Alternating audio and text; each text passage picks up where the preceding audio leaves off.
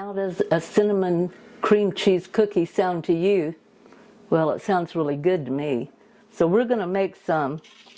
I have here 4 ounces of cream cheese, and I've softened that in the microwave for 30 seconds. I also have 1 stick of butter, which equals half a cup.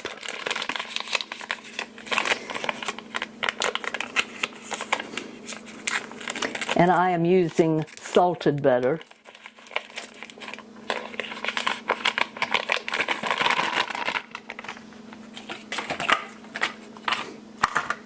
Making one of Michael's messes over here.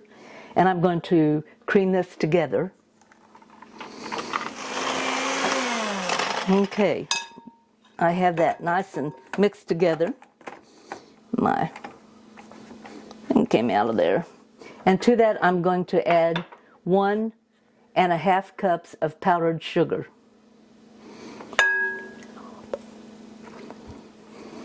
Now this is a tricky part. The powdered sugar always wants to fly.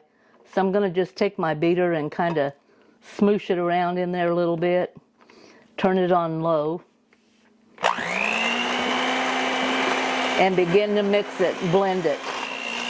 Okay. Now it doesn't take very long to blend that, and I would suggest that you get a nice tall bowl when you do this. To this I'm going to add 1 egg, 1 large egg, half a teaspoon of baking powder,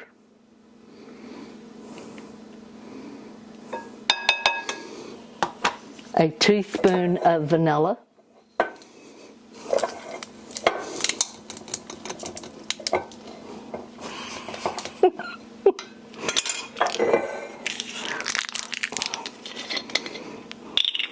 he didn't think his mother could get that off of there.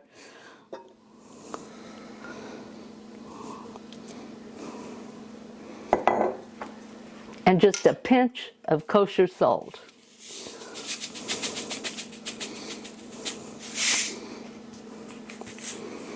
And I'm going to mix this up.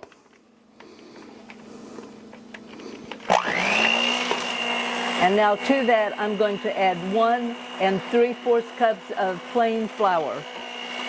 Just a little at a time. We don't want any cloud flour. Okay. Now you can see that this makes a pretty thick dough. We're going to scrape it all off of our beaters, and then we're going to put it into the refrigerator and let it set for 1 hour. Okay, it has been an hour, and as you can see, this is nice and firm. I'm going to set it aside for just a minute, and in this bowl here I have 1/4 cup of sugar, and I'm going to add 1 teaspoon of cinnamon. And I'm going to mix that up really good.